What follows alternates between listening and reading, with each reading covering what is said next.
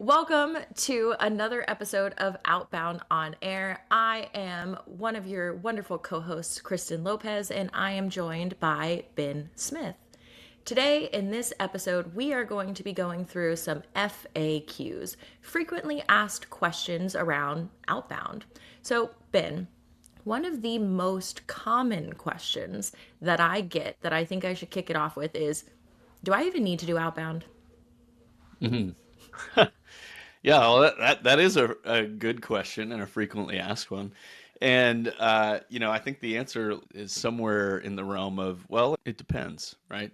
Depends on what your goals are. Now, I've talked to folks who growth year over year is not, they're not shooting to be a multi-thousand company. And so, depending on what your growth goals are, I think it's realistic that you may have enough coming to you naturally through referral relationships, inbound leads through your website that you don't necessarily need to do outbound.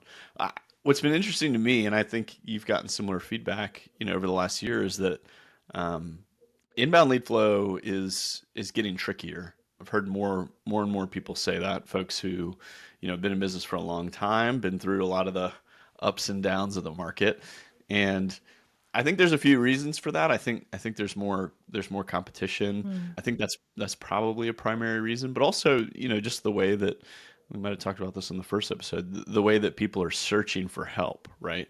Rather than, maybe searching for a topic that they're looking for information on rather than searching property management company. And Right. the argument though that like most strategy in business, it's good to kind of diversify and not have all your eggs in one basket, right? So if you're solely reliant on kind of that reactive lead flow coming your way, you're sort of at the mercy of things like Google's algorithm and the thing. So to me, it's a little bit more risky to rely solely on inbound.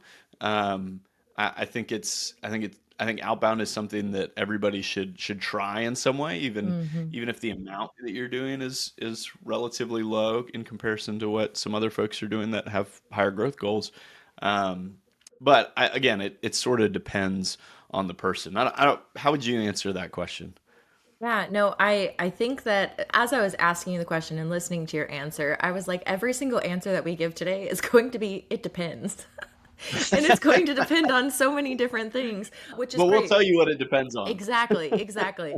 But I agree with you. I think that having some form of outbound or some system of engagement with either your cold leads or brand new leads, it has to happen. And the reason that I'm saying that I think that every company needs some form of an outbound strategy, whether that is networking, that is cold calling, that is whatever. And I know we're going to have a whole episode on segmentation of how and who we need to reach out to. But I think that it's imperative that every company start to do that now because there are so many different factors with inbound. I think people are starting to shop a lot sooner, meaning that they're really not looking to move for a year. So a lot of the inbound leads are more curiosity and not necessarily super hot leads. Now, of course, we have those sprinkled in, but what I've noticed with the teams I've been working with is just the desire or the motivation for it. Maybe people are better at hiding it. I'm not sure, but it just is taking a little bit longer. And so whenever we're doing that outbound, we're able to find and nurture people through to where, yeah, it still may take time, but it's a little bit more, we have more information. We're able to sprinkle in our people that are taking a long time from our inbound and sprinkle those in with people that are ready because we're catching them in their moments of need. So I think every company should have an outbound strategy that they Yeah. can bring in, whether that's a plan B or a plan C, at least have one decided upon. How can we engage people? I think we should start thinking about and have companies thinking about having some form of an outbound plan. Do you agree with that? Yeah, and I think that's really well said. Like an analogy that comes to mind is like, you may not know that you're going to run a marathon next year, but it'd be better to start preparing for it today and, at least taking baby steps towards it rather than the month before you're Right. supposed to run 26 miles, decide, oh, I got to get going on this, right? Because Hmm. out of necessity. So yeah, I think you're exactly right. Even if it's something that doesn't feel super urgent at the moment based on your current lead flow. Like it takes time to build a strategy and start executing and get in the rhythm of it. And so you don't want to have to be making that decision in a time of like desperation, I guess. So no, I think you raise a great point there. So yeah, I think that kind of pivots, right? So now what we've established, we think everybody should do outbound. I think your take on that, and knowing that it does depend, but what does it depend on? That was gonna be my First, first answers. It depends. No, I yeah. think that it depends on there. I've seen a lot of very hot takes on this over the last couple of Mm, weeks. yeah, Tato posted a Substack article saying that outbound and inbound, those are two different functions. You should have two different people for this role. And I think that that's great if you have the ability to do that. However, yeah, I think that depending on what the sales process looks like is really where we're going to see what we need to do and what the current inbound lead flow is. If your inbound lead flow is at 40-ish leads a month, 40 plus, your BDM will not have capacity to do yeah, outbound. And so, depending on how you're breaking up the inbound sales process and what that looks like, it's going to give us how much time your BDM will have. Because a lot of times it does come down to not skills, but time in the time that they can dedicate to it because it does need some attention there.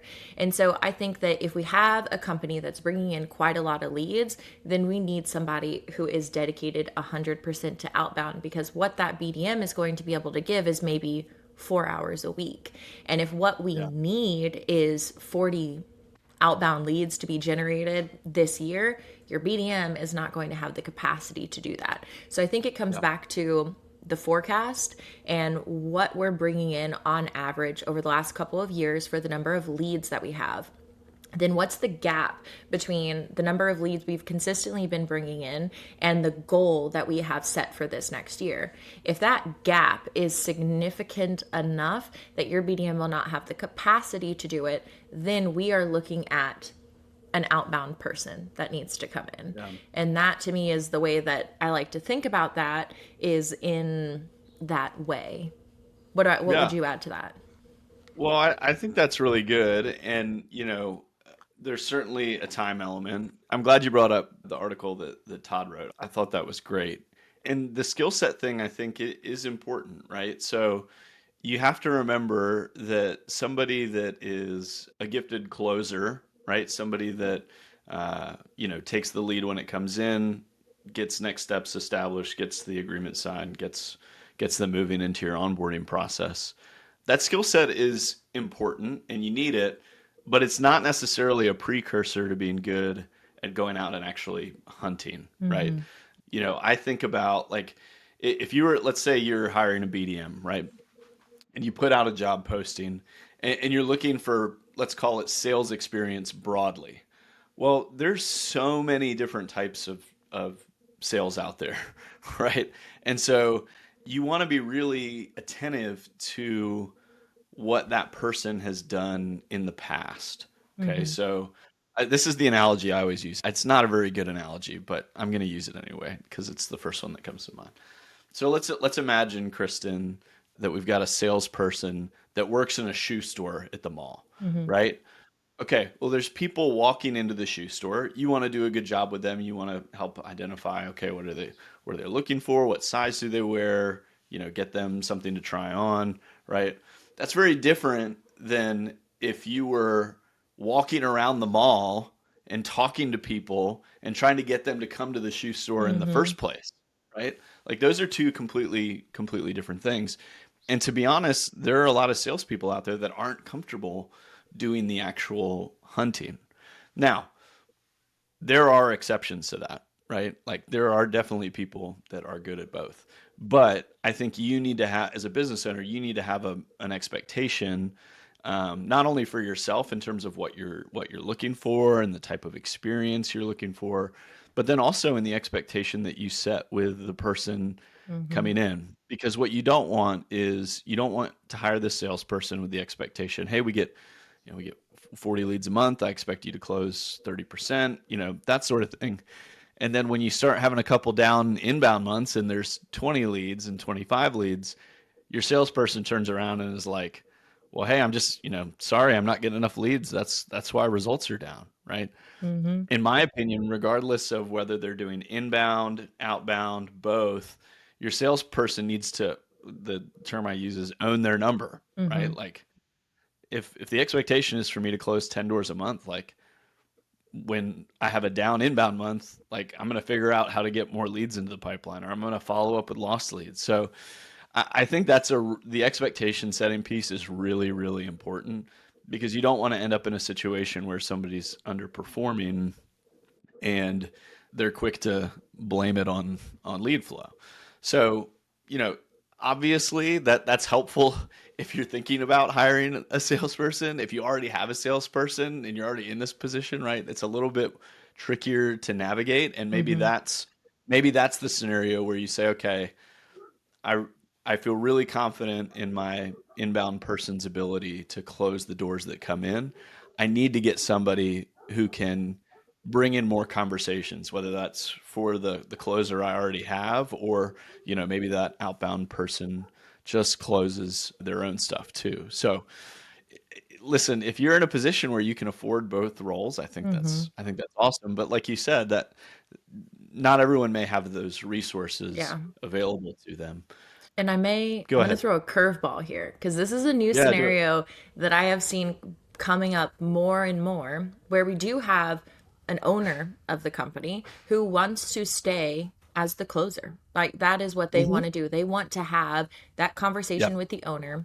So, do they need a BDM in general? The answer is no, they don't because they want to stay the face. They want to Yeah. stay as the closer. So, instead, they have this outbound dialer, this appointment Yeah. setter role only Right. that then complements them really well. So I'm finding this new trend to where before it was like to BDM or not, right? But now Right. it's, is that the right fit? Is it an outbound person? Is it an appointment setter? Is it all of these other Yeah. unique different scenarios that could come in to where it's going to depend on a lot of things that have been. But I think that there's all of these new scenarios that are coming out. So then another question that I get here on top of this as well is this person who is doing my outbound, are they stateside or is this global Mm. talent that we are leveraging? Yeah. Have you had that question come up for you, Ben? And what's your answer on that? Absolutely. And to be honest, I have clients that have outbound dialers that are not stateside Mm-hmm. or not living in market for where the management company is. And so I listen, this is not this may be a new concept to our world of property management, but it is not a new concept when you in the global business world, right? Like I did a demo a year ago with PandaDoc, right? Mm-hmm. I get on the Zoom call with this guy to do the demo, and he's in Poland, right? Like, and very well spoken guy. Like Mm-hmm. it was great. So I think the world that we live in today, you don't have to limit yourself in terms of. I mean, I'm not saying anything that's like shocking, but as you think about even sales roles, right? I think you want somebody that's articulate, Mm-hmm. that's detail oriented, that's driven and motivated, especially if they're making cold calls and setting appointments.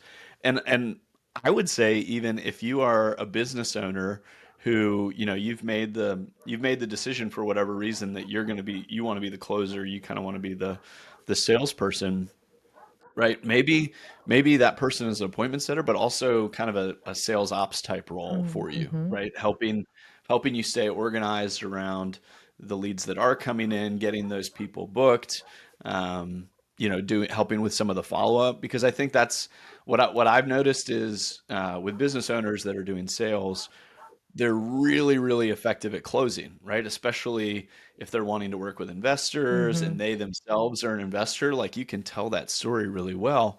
What falls through the cracks is the things like the follow up and being consistent because you're managing so many other things. Right. So I again, like there's not one way to tackle it, but I think what I've seen, especially in the last few weeks, few months, is people are tackling it a lot of different ways, right? Yeah. Either they're, maybe the BDM is starting to do more outbound, or somebody's hiring a director of outbound to come in Mm-hmm. and handle that channel exclusively. There's no right or wrong, but I do think that you kind of want to be attentive to what you're after, right? And the current people that you have on the team, what their skill sets are, where there's maybe gaps that you need to fill. That's going to be really important. Yeah, absolutely.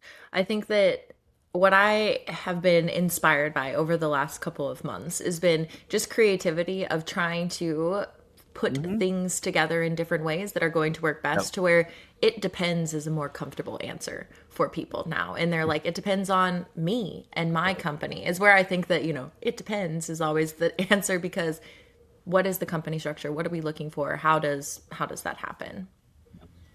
Yeah. Yeah, absolutely. Another thing I've noticed that I'm curious to get your take on is there's definitely been a trend where I've seen folks hiring, a director of marketing or a CMO to kind of help spearhead outbound efforts. What do you think about that model?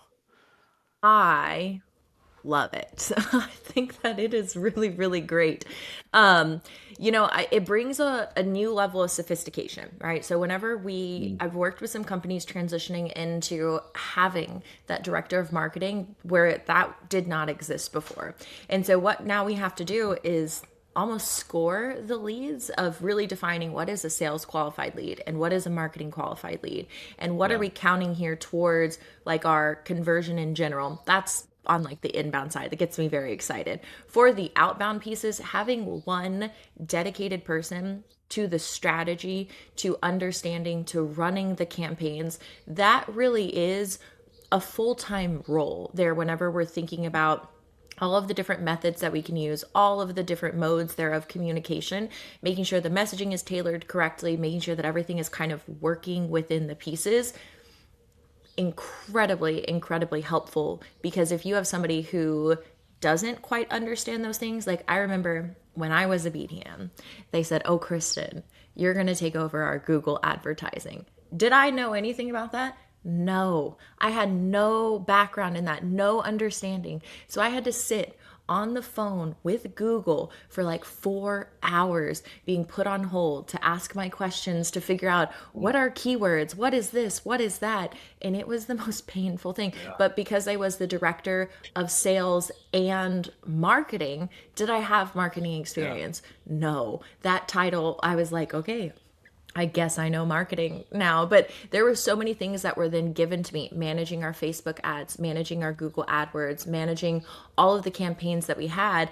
And then I had to sell on top of that because I was still responsible for my sales number. So combining those two roles in me specifically was an odd choice, Hmm. but I learned things through that. So I think Yeah. having that segmentation that there is really a full-time job and the benefits from that outweigh the cost. So the return on the investment for that role to me, I think is definitely worth it to invest into.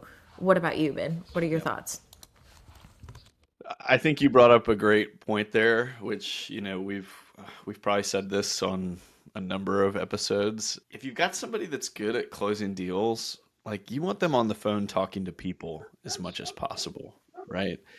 And so if you're in a position where you're able to hire out some of these pieces that aren't necessarily going to come naturally to your salesperson or your closer, right? Like that's kind of the best case scenario. Like again, having somebody that's helping with the marketing or helping with, getting even into like a sales ops role where, they're helping with some of the data entry administrative tasks of sales. Like I think as much as possible, you want your best salesperson talking to as many people as possible. And you know, if you look at their hours in their day, like Mm-hmm. how can we maximize the selling hours with this person so they're talking to people, right? They're doing what they do best. So I think that's absolutely true. I do want to be careful though, Kristen, and so I'm gonna throw this to you. Okay. I think there's probably people that are listening to this that smaller company, right? Owner's the salesperson. Can't afford to go hire the sales ops or the outbound or the director of marketing. What would you say to that person that's like, hey, I'm trying to get out of the grind, right? Like I'm doing sales, I'm doing ops. Like, what would you say to that person in terms of, maybe just broadly speaking, how they should approach approach outbound. Oh, that's good. I love it because I'm working with two clients right now that is their exact situation. And Yeah. it's really fun Yeah. because, and what I encourage them to do is we have a brainstorming session where we throw out all of the ideas that could possibly work. What's working really well right now? And we enter into my favorite place in the world, what if land. What if nothing was standing in our Hmm. way, nothing was this, and what would we do? What would we want to see?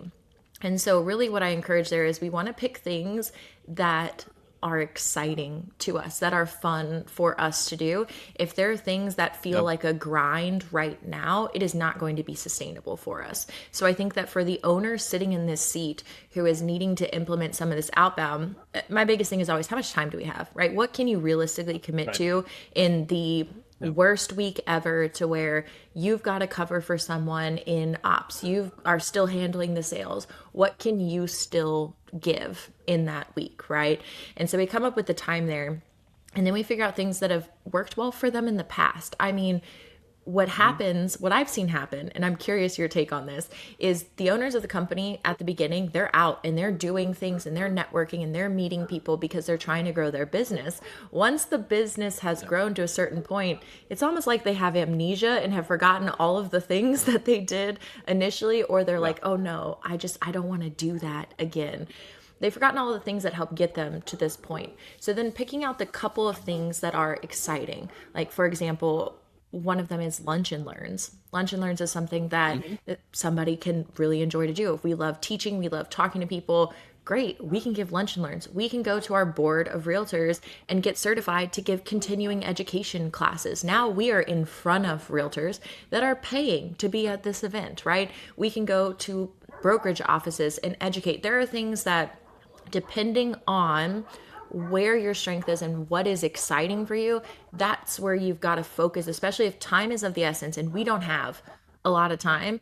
I think that unless you just absolutely love cold calling, that's not what you should be doing, right? Unless you just Yeah. really love it, don't do it, right? Don't feel forced into one thing or the other because you hear somebody else talk about it. You've got to get back to the things that helped you to initially grow the business. What are those things that help, like, made you excited every day to wake up and be like, yeah, I'm going to go do this today?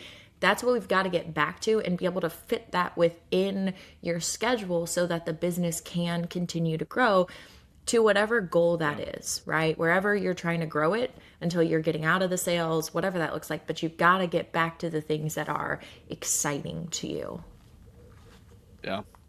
Yeah, no, I think that's absolutely true. And one of the things that we say over and over again is how important consistency is in all of this, Yeah. right? And so, if you were, let's say when you just started your business, you were really good about popping into realtors' offices or taking referral partners to lunch and having these conversations, and that really helped you grow the business. Well, okay, I've onboarded all these properties, now I have to lease them, and now I'm dealing with tenant and owner phone calls, right? It's easy to see how the consistency drops off. Mm-hmm. And I'm willing to bet if you were to look at your referral relationships over the course of your business, you would see how when you were active and you were having conversations with people, that led to the business coming in.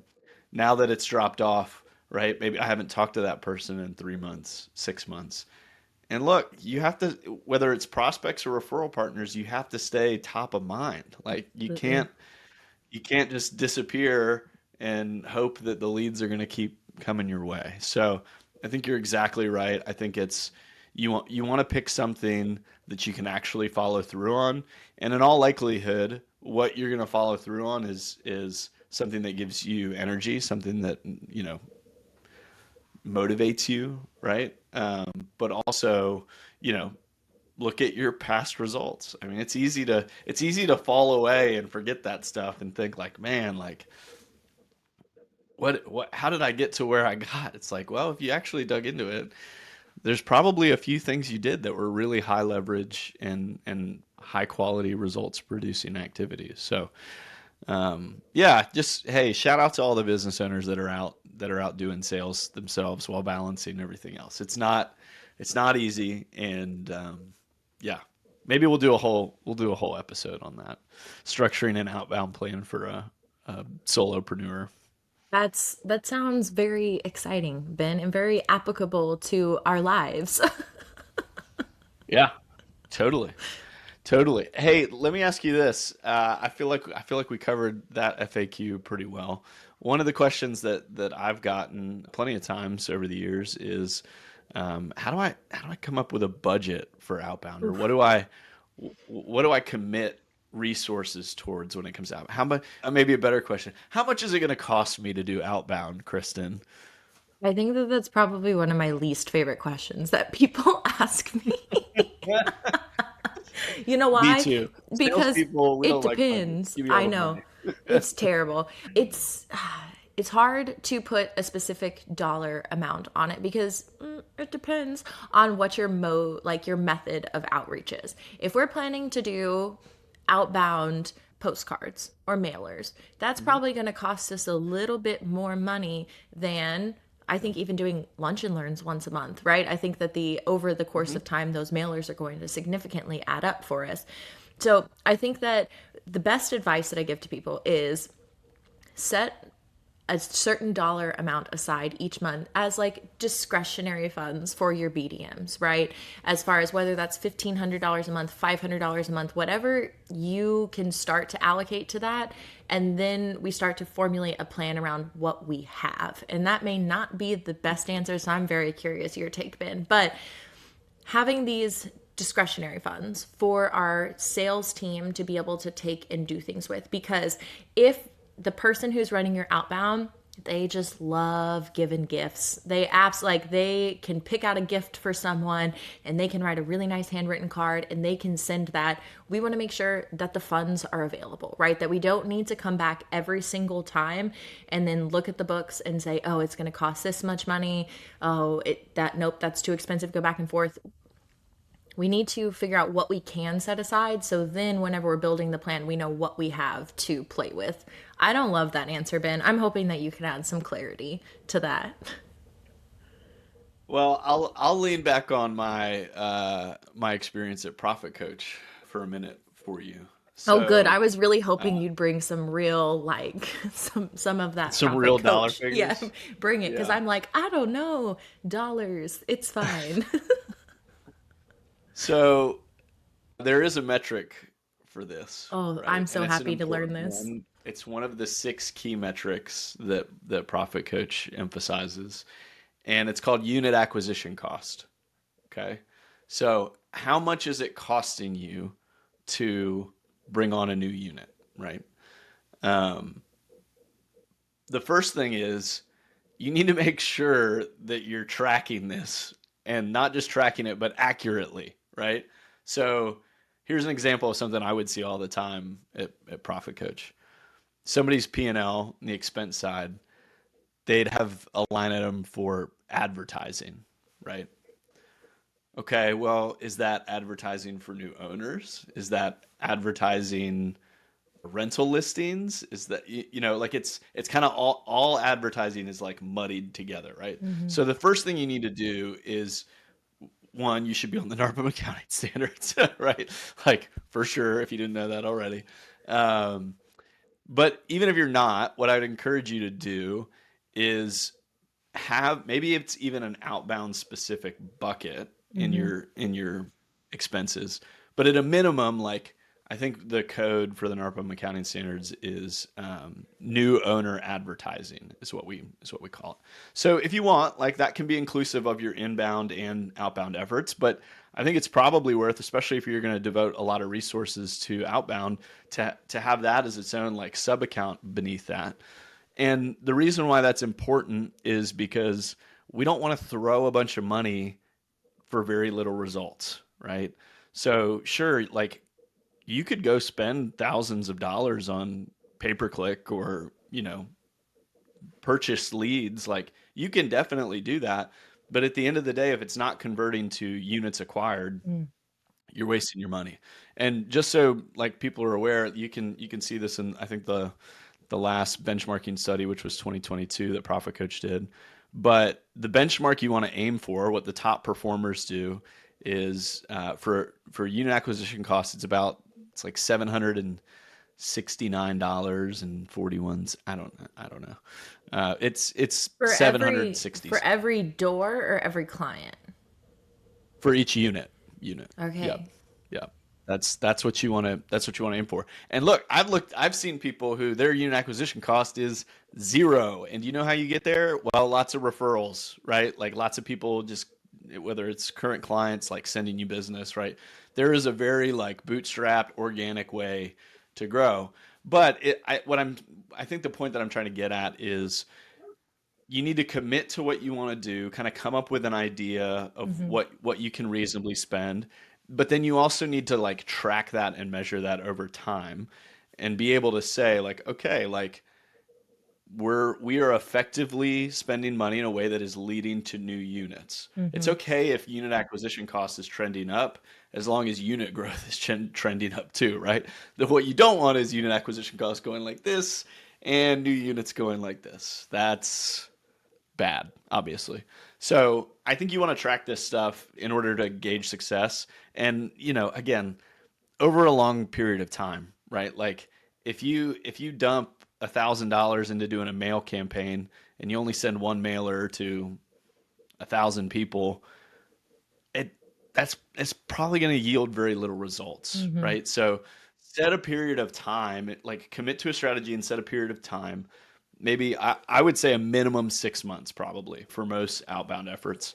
And then get through that and gauge like, okay, what is our unit acquisition cost for this Right. period of time?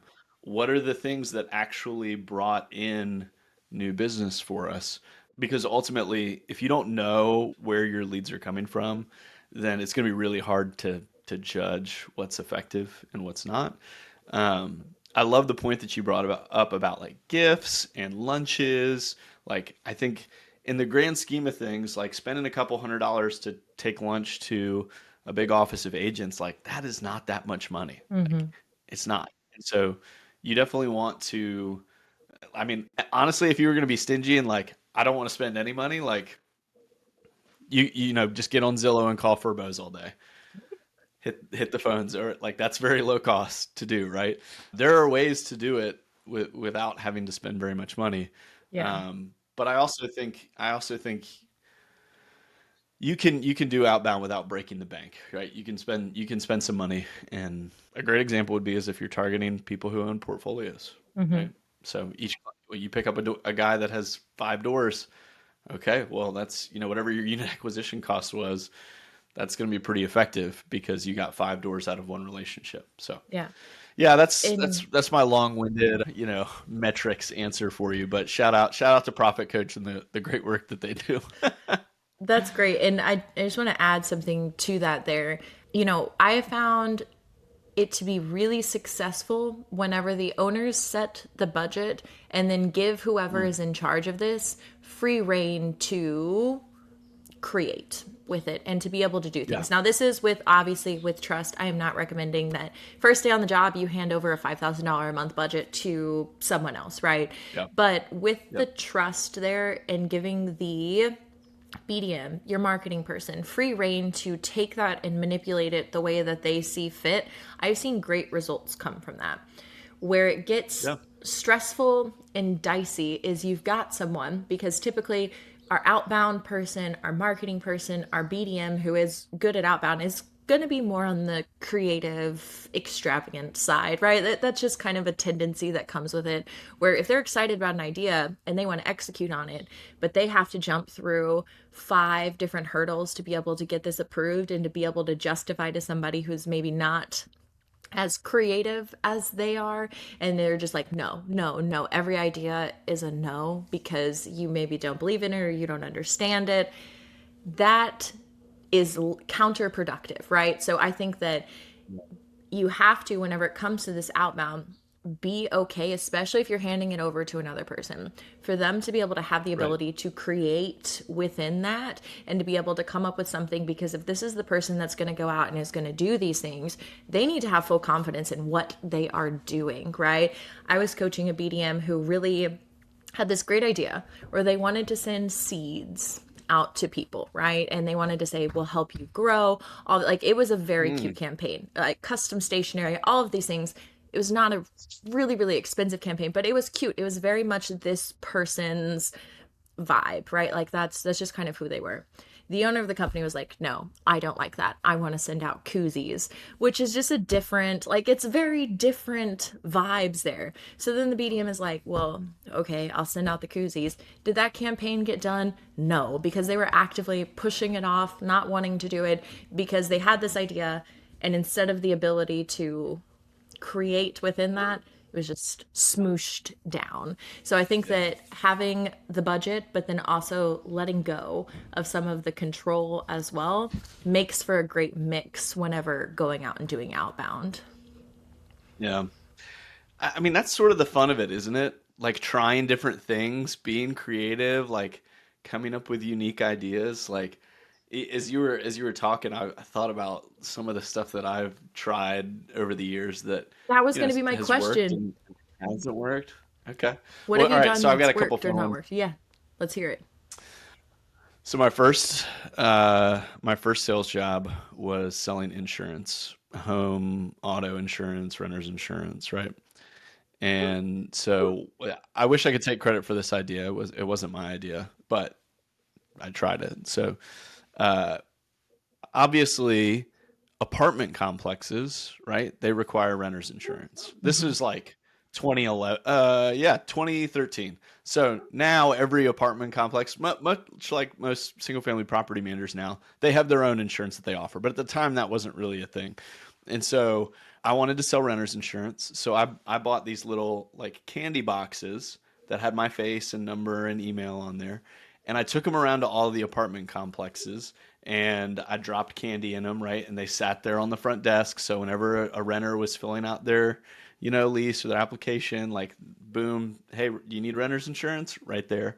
And I definitely got business out of it, but like more importantly than anything, like I made friends with all the people that at the apartment complexes around our office because I would drop back in every couple months to fill up the candy jar, right?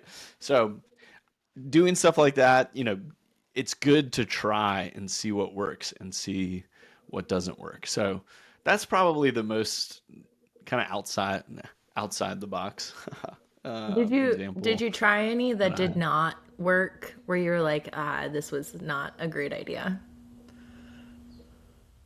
mm. um I did, but like I would say it wasn't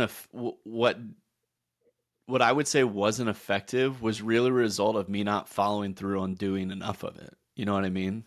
Like Hmm. one time I wrote handwritten notes and put a $5 Starbucks gift card in an envelope and sent it to five businesses, right, Hmm. that I thought would be good insurance clients at the time. And didn't get anything, never did it again. Didn't follow up on what I dropped off. Like these people just took their $5 Starbucks gift card and was like, cool. So I wouldn't even say that like, oh, that wasn't successful because I didn't do it enough. You know what I mean? Like Hmm. I tried it once and didn't get any results. So um, yeah, those are the ones that come to mind for me. What have you tried that worked and didn't work, and maybe something that Um, was outside the box? the one of my most successful ones was whenever I was a BDM and I went to a bakery and had them bake sugar cookies and then design the top as dollar bills.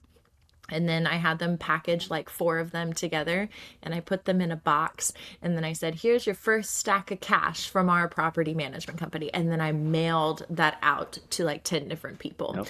And then I followed that up with a phone call. And that one was probably my most successful at conversations where some people were like, Yeah. don't ever reach out to me again. Whereas other people were like, oh, that's so creative. I love it. So you get Yeah. people either way, hit or miss of if they Yep. like it or don't like it. But that one was probably the best in terms of conversations of people actually calling Hmm. us to say either don't talk to me again or that Don't do was that. creative. Yeah. That one was great. A lot of people self like deselected from that campaign. Hmm. The one Yeah, that totally. did not work, Ben, This was one that was just, it did not hit.